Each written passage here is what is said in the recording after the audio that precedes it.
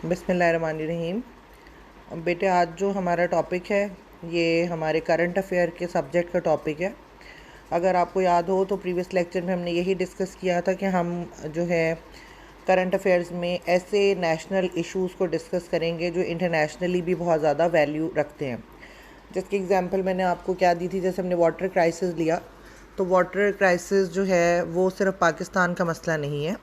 बहुत सारे कंट्रीज़ में इसी किस्म की सिचुएशन जो है वो आ सकती है और ओवरऑल दुनिया में पानी का जो मसला है उसकी वजह से लोग मुतासिर हो सकते हैं। इसीलिए हमने वाटर क्राइसिस को चूज़ किया। फिर हमने उसके बारे में डिस्कशन की, उसकी रीज़न्स को और उसकी रेमेडीज़ को, मैनेजमेंट को और रोल ऑफ गवर्नमेंट, ये सारी चीज़ें हमने उसमें डिस्कस की थी। अभी जो हमने करंटली टॉपिक चूज़ किया है ये टॉपिक हमारा कश्मीर के हवाले से है। कश्मीर नेशनली और इंटरनेशनली दोनों तरीके से बहुत ही इम्पोर्टेंस का हामिल है। नेशनली हम इसके बारे में बात क्यों करते हैं, क्योंकि कश्मीर बेसिकली हमारा हिस्सा है और हम इसके लिए एफ़र्ट कर रहे हैं, तो हम चाहते हैं कि जो है इसके मसले को हल कर लिया जाए। लेकिन इंटरनेशनली क्या इशू है कि इंटरनेशनली इसकी इम्पोर्टेंस इसलिए है क्योंकि अगर हम इसकी जोग्राफ़िकल जो देखें, इसकी लोकेशन देखें, तो इसकी बहुत ज़्यादा वैल्यू है। और ये बेसिकली 3 जो ममालिक हैं उनके साथ इसकी रूट्स जो हैं वो जो अटैच्ड हैं, इसकी जो बाउंड्रीज़ हैं वो जुड़ती हैं, इंडिया, पाकिस्तान एंड चाइना। तो more than 1 countries involve in this matter, तो वैसे ही ये इंटरनेशनल हो गया। नंबर 2, ये जब से पाकिस्तान बना है 1947 से अब तक इसका मसला चला आ रहा है और इसके लिए इंटरनेशनल फॉर्म पे, यूनाइटेड नेशंस में और डिफरेंट जगहों पर जो है करारदादें पास की गई हैं, लेकिन किसी पर भी अमल दरामद नहीं हो सका। आज हम इसमें यही सारी चीज़ें डिस्कस करेंगे कि बेसिकली ये मसला है क्या, ये शुरू कैसे हुआ और इसकी क्या वजूहात हैं और अभी तक ये सेटल डाउन क्यों नहीं हो सका। इसमें मेन जो पार्टिसिपेंट्स हैं वो कौन से कंट्रीज़ हैं और किसका क्या रोल है। अगर हम 1947 की बात करें तो 1947 का ईरा अगर आप जहन में लेकर आएँ, और पाकिस्तान स्टडीज़ में आप डिफरेंट टाइमिंग्स में ये पढ़ चुके हैं कि जब पाकिस्तान और इंडिया को अलग करने का प्लान बना था, तो उस प्लान में बहुत सारी चीज़ें जो हैं डिवाइड हुई थी, जो दोनों कंट्रीज़ को मिलनी थी उनके पोर्शन के मुताबिक। उसमें एक डिवीजन डिफरेंट जो है स्टेट्स के बारे में भी थी कि वो स्टेट्स जो हैं जो पाकिस्तान के साथ शामिल होना चाहती हैं वो पाकिस्तान के साथ शामिल हो जाएं, और जो इंडिया के साथ शामिल होना चाहती हैं वो इंडिया के साथ हो जाएं।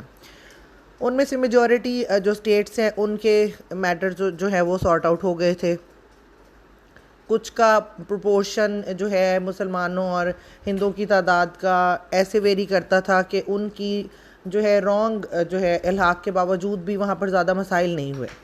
लेकिन जहाँ तक कश्मीर की बात है, कश्मीर जो है ये तकरीबन 90% जो है मुसलमानों पर मुश्तमिल आबादी वाली स्टेट थी, लेकिन बदकिस्मती से जो इसका जो प्रिंस कह लें, राजा कह लें, महाराजा कह लें, ही वॉज हिंदू। तो उसने जो है इसके लिए बेसिकली जो है एक रॉन्ग जो है वो डिसीजन लिया और मुसलमानों की विल के ख़िलाफ़ उसने इंडिया के साथ अपना जो है वो इल्हाक किया। तो तब से जो इसमें और भी बहुत सारे फैक्टर्स हैं। आर्मी हमारी जो है उस टाइम पे जो हमें मिली थी, उस वक्त उसका जो जर्नल था, he was not a Muslim, he was not a Pakistani. तो तब का सिनेरियो देखें और अब का भी सिनेरियो देखें तो आर्मी जो है वो अपने डिसीजंस खुद लेती है। तब भी यही हुआ कि जो उस वक्त के जर्नल थे उसने कश्मीर के पाकिस्तान के साथ इल्हाक के हवाले से कोई अपना रोल प्ले नहीं किया, बल्कि इंडिया को फेवर किया, जिसकी वजह से बदकिस्मती से हम कश्मीर को अपना हिस्सा नहीं बना सके। लेकिन तब से लेके अब तक कश्मीर के जो मुसलमान हैं वो इंडिया के साथ रहने पर या शामिल होने पर रजामंद नहीं है। Even then now at this stage in my personal opinion, अगर हम देखें तो कश्मीरियों को सिर्फ आज़ादी चाहिए। They don't want to be a part of India, they don't want to be a part of China, they don't want to be a part of Pakistan. उन्हें अपनी एक इंडिपेंडेंट स्टेट चाहिए और ये उनका ड्यू राइट है। अगर वो किसी कंट्री के साथ शामिल होना चाहेंगे तब भी ये उनका राइट है, और अगर वो इंडिपेंडेंट होना चाहते हैं तब भी ये उनका राइट है। तो ये जो सूरत हाल है बेसिकली इंटरनेशनली बहुत ही ज़्यादा तशवीश का बाइस है कि ह्यूमन राइट्स की जो है खुल्लम खुल्ला ख़िलाफ़ वर्जी है। वहाँ पर मुसलमानों पर शदीद तशद्दुद किया जाता है। जो डिफरेंट वॉर्स के नतीजे में कश्मीर का कुछ हिस्सा आज़ाद हो गया और वो हमारे पाकिस्तान के साथ अटैच्ड है, जिसको कि हम आज़ाद कश्मीर कहते हैं। लेकिन दूसरी साइड पर जो हिस्सा इंडिया के साथ हमारा अटैच्ड है, जिसको हम मकबूजा कश्मीर कहते हैं, वहाँ पर लाइफ ना होने के बराबर है। लाइफ ना होने का मतलब ये नहीं कि वहाँ पर इंसान नहीं मौजूद या वो दुनिया में नहीं है या वो खाली हो गया है। इट मीन्स कि humans exist there but they don't spend a life. वो वहाँ पर जानवरों से भी बदतर ज़िंदगी गुजार रहे हैं। फिर इसी सिनेरियो में कश्मीर में आज़ादी की जब तहरीक उभरी और मुजाहिदीन ने उसके लिए स्टैंड लेना शुरू किया तो उन्हें दहशतगर्द बना दिया गया और फिर डिफरेंट जहादी तंजीमों के नाम देकर इस बहाने से भी कश्मीर के मुख्तलिफ़ इलाकों पर बार बार अटैक किए जाते हैं। वहाँ पर मर्दों को हिरासत में ले लिया जाता है, ख़वातीन को, बच्चों को, और मुख्तलिफ़ तरह के मज़ालिम उनके ऊपर किए जाते हैं। लेकिन ये सारा जो सिनेरियो है, इसको अगर इंटरनेशनल लेवल पर देखा जाए तो बहुत सारे फॉर्म्स पे, बहुत सारी जगहों पर जो है इसके ख़िलाफ़ आवाज़ उठाई गई, जिसमें सबसे बड़ा जो हमारा इंस्टीट्यूट जिसको कि हम कहते हैं वो हमारा है यूनाइटेड नेशंस, मतलब अक़वाम मुत्तहिदा, जो बनाया ही इस मकसद के लिए गया था कि मुख्तलिफ़ ममालिक को जंग से रोका जा सके, दुनिया में न्यूक्लियर जो हथियार हैं उनकी पैदावार को रोका जा सके, लोगों की ज़िंदगी को जो है सेफ़ बनाया जा सके। यूनाइटेड नेशन का जो चार्टर्ड उनके मेन ऑफिस में लगा, उसका जो सबसे पहला जो रूल है वो ये है कि हर इंसान आज़ाद पैदा हुआ है। अगर हम इसको जहन में रखते हैं तो उस हवाले से किसी को भी ये राइट नहीं है कि वो किसी भी इंसान को किसी भी तरीके से मजबूर करे या उसके ऊपर कब्ज़ा करे। अगर हम इसको देखें तो यूनाइटेड नेशन का कोई बज़ाहिर कोई पॉजिटिव या एक्टिव रोल नज़र नहीं आता। मतलब वो एक इंसान की बात करते हैं कि आज़ाद पैदा हुआ, जबकि कश्मीर में सैकड़ों इंसान जो है वो जानवरों से भी बदतर ज़िंदगी गुजार रहे हैं और कुछ लोग उनके ऊपर ज़बरदस्ती काबिज़ हुए हैं। तो इसमें यूनाइटेड नेशन ने अपना वो वाला स्ट्रॉन्ग रोल प्ले नहीं किया जो कि उसको करना चाहिए था। पाकिस्तान की तरफ से इसके लिए डिफरेंट टाइम्स में डिफरेंट तरीक़ों से जो है बात की जाती रही है, लेकिन इसका कभी भी कोई प्रॉपर या पॉजिटिव जो है आउटपुट नहीं निकला। अभी रिसेंटली जो एक आर्टिकल है, आर्टिकल 370, जिसके तहत जो है इंडिया ने ये डिज़ोल्व करके और कश्मीर को ऑटोमेटिकली इंडिया का हिस्सा बनाने का जो अनाउंसमेंट की है, उसके बाद फिर अक़वाम मुत्तहिदा में या आलमी सतह पर इसके लिए बहुत ज़्यादा शोर मचा। हमारे जो प्राइम मिनिस्टर इमरान खान हैं उन्होंने इसके हवाले से बड़ा ही एक बोल्ड स्टेप लिया और बड़ी अपना स्ट्रॉन्ग ओपिनियन जो है उसमें पेश किया। आर्टिकल 370 क्या है, उसकी क्या वैल्यू है और उससे कश्मीर के इशू पे क्या असर पड़ेगा, ये हम फर्दर टॉपिक में जो है डिस्कस करेंगे। अभी फ़िलहाल हम इसका बैकग्राउंड और दूसरी चीज़ें जो है उनके बारे में बात करेंगे। जब हम इसकी बात करते हैं तो मैं इसमें एक रेफरेंस जो है आपको देना चाहूँगी। एक ब्रिटिश हिस्टोरियन है, उन्होंने जो है इंडिया के क्लेम को चैलेंज किया कि इंडिया कश्मीर जो है हमारा हिस्सा है। ये रेफरेंस देने का मकसद ये है कि जो दूसरे ममालिक हैं वो भी इस चीज़ को अंडरस्टैंड करते हैं कि इंडिया ने कश्मीर के ऊपर अनड्यू, अननेसेसरीली और अपने हक़ के बगैर जो है वो कब्ज़ा किया हुआ है। फिर हम देखते हैं कि आखिर इसकी रीज़न क्या है कि इंडिया कश्मीर को छोड़ने के लिए क्यों तैयार नहीं है। जब हम इसकी जोग्राफिकल लोकेशन देखते हैं तो हमें बहुत सारी चीज़ें वैसे ही क्लियर हो जाती हैं। अभी जो कश्मीर हमारा है इस वक्त वो बेसिकली दो हिस्सों में तकसीम हुआ है, जैसे मैंने पहले भी बताया, आज़ाद कश्मीर और जो है मकबूजा कश्मीर। पाकिस्तान जो है उसके साथ इसका जो है नॉर्थ वेस्टर्न पार्ट जो अटैच्ड है, इंडिया जो है उसके साथ इसका सेंट्रल पार्ट और साउदर्न पार्ट है, जबकि चाइना जो है उसमें इसके नॉर्दर्न एरियाज़ जो है ना, नॉर्थ ईस्टर्न एरियाज़ वो अटैच्ड हैं। इंडिया इसके सबसे लार्जेस्ट जो लैंडस्केप है उसको कंट्रोल करता है, दैट इज़ 39,127 स्क्वायर माइल्स है वो।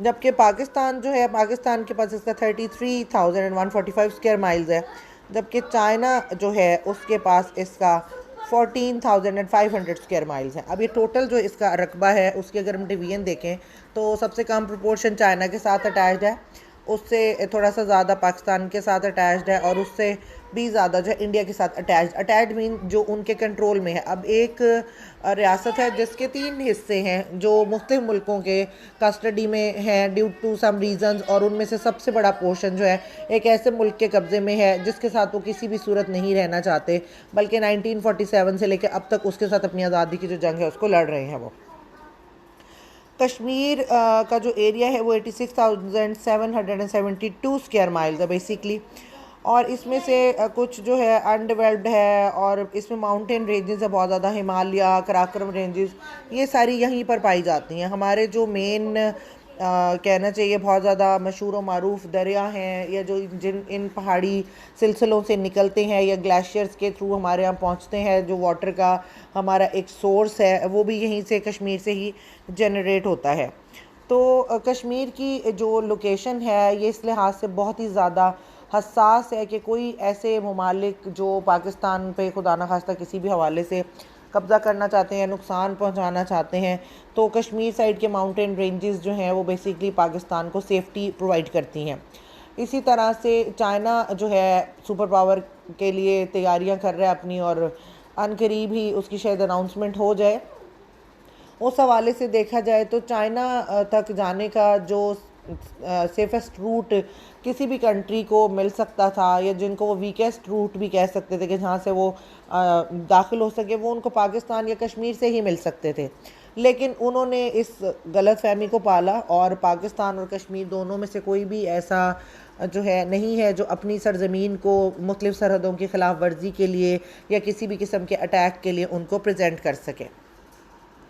फिर हम कश्मीर के क्लाइमेट की बात करते हैं। क्लाइमेट जो है उसका इसकी इम्पोर्टेंस से तो कोई शायद लेना देना ना हो, लेकिन कश्मीर जन्नत नज़ीर जो एक टाइटल इसके साथ अटैच्ड है, तो उसमें इसको हमें डिस्कस करना बड़ा ही ज़रूरी है कि कश्मीर की जो लोकेशन है वो ऐसी कैसी है कि उसको जन्नत की तशबीह दी जाती है, और उसको देख लें तो गोया आपने जन्नत से मिलती जुलती किसी चीज़ को देख लिया है।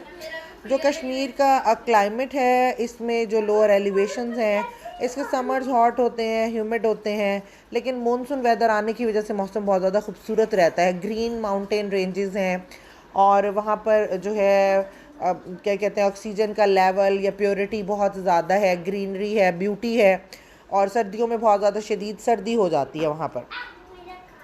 फिर कश्मीर की अगर हम इकोनॉमी की बात करें तो कश्मीर से economy is mostly made up of agriculture that takes place it's fertile valley areas. उनके फर्टाइल वैली एरियाज़ में ये की जाती है, वहाँ पर राइस जो है ग्रो किया जाता है, वीट है, बार्ले है, फ्रूट्स एंड वेजिटेबल्स हैं। इसके अलावा जो है कश्मीर में ये सारी जो चीज़ें प्रोड्यूस की जाती हैं, ये सारे का सारा जो है अपना वो लिवर स्टॉक जो है वो भी उसमें अपना जनरेट करते हैं, जो उनकी इकॉनमी को स्ट्रॉन्ग बनाने का बाइस बनता है। ये इकॉनमी की डिटेल जो है हम इसलिए इसमें डिस्कस करेंगे क्योंकि जब हम कश्मीर के मेन इशू के ऊपर आएंगे तो हमें यह आइडिया हो सके कि कितने कम रिसोर्सेज के साथ या अपनी नीड्स को कैसे पूरा करते हुए अपनी आज़ादी की जंग को इतने अरसे से जो है वो लेके चल रहे हैं, या उसके अंदर अपना रोल जो है वो प्ले कर रहे हैं। इसके अलावा वहाँ पर बेसिकली स्मॉल हैंडीक्राफ्ट्स जो हैं वो भी किए जाते हैं। कश्मीरी ख़वातीन बड़ी मेहनती हैं, बहुत ज़्यादा खूबसूरत दस्तकारी करती हैं, बहुत ज़्यादा खूबसूरत एम्ब्रॉयडरीज़ जो करती हैं, और ये स्मॉल इंडस्ट्री की तरह से इससे भी वो अपनी इकॉनमी में इजाफे करने का बाइस बनते हैं। इसके अलावा जो टूरिज़म है, टूरिज़म किसी भी मुल्क में रीढ़ की हड्डी की हैसियत रखता है। अनफॉर्चुनेटली पाकिस्तान इंक्लूडिंग कश्मीर, हमारे यहाँ टूरिज़म का वो लेवल नहीं है कि हम उससे बहुत ज़्यादा चीज़ें जो है जनरेट करें, या बहुत ज़्यादा इकॉनमी को अपनी को स्ट्रॉन्ग बनाएं, या बहुत ज़्यादा मनी को अर्न करें और उससे फर्दर डेवलपमेंट करें। लेकिन उसके बावजूद भी कश्मीर की खूबसूरती की वजह से बहुत सारे लोग अट्रैक्ट होकर वहाँ पर जाते हैं, सैर व तफरी के लिए एक अच्छा टाइम स्पेंड करते हैं, और ये टूरिज़म उनके मईशत में इजाफे का बाइस बनता है। कश्मीर की पॉपुलेशन जो है बेसिकली मुस्लिम पॉपुलेशन है, ये हम पहले ही डिस्कस कर चुके हैं, और उस इशू के डिस्प्यूटेड होने की मेन वजह भी उसका मुस्लिम कम्युनिटी होना है। टूरिज़म के हवाले से अगर हम देखें तो ये बेसिकली अल्लाह की तरफ से, मतलब ये बाय नेचर एक टूरिज़म प्लेस है, उसको डेवलप नहीं किया गया उस हवाले से। फॉर एग्ज़ाम्पल हम फ़ॉरेन कंट्रीज़ में जाते हैं तो वहाँ पर उनका जो विरसा है, उनकी जो सकाफ़त है, उसके अलावा उन्होंने बहुत सारी चीज़ें जो है नई तैयार की हैं, नई तामीर की हैं, जो लोग देखने के लिए जाते हैं और जो उनके टूरिज़्म में इजाफे का बाइस बनती है। हमारे यहाँ अभी ऐसा कोई सेटअप नहीं है। हम तो इवन देन अपने सकाफ़ती विरसे की भी शायद प्रॉपरली हिफाजत नहीं कर पाए। हमारे यहाँ बहुत सारी जो है तारीख़ी इमारतें हैं, बहुत सारा कल्चरल हेरिटेज है जिसको हमने प्रिजर्व नहीं किया, या प्रिजर्व्ड है तो वो प्रेजेंटेबल नहीं है। तो कश्मीर में भी सेम ऐसी ही सिचुएशन है कि वहाँ पर सकाफ़ती बहुत सारा वर्सा आपको मिलता है। इसके अलावा जो उनका लोकल क्राफ्ट है वो भी लोगों को अट्रैक्ट करता है, लेकिन इसके साथ साथ वहाँ पर कोई टूरिज़्म के लिए ऐसी प्लेसेस डेवलप नहीं की गई जो कि उसको कहा जाए कि ये उन्होंने अपने टूरिज़्म से अर्न किया और उसको जो है आगे लेकर चले हैं। ये था बेसिकली कश्मीर का इंट्रोडक्शन कि कश्मीर क्या है, वहाँ के लोग कैसे हैं और कैसी ज़ुबान बोलते हैं, क्या खाते पीते हैं, क्या कल्चर है, क्या रहन सहन है। सादा मिजाज के लोग हैं, बहुत ज़्यादा मेहमान नवाज हैं।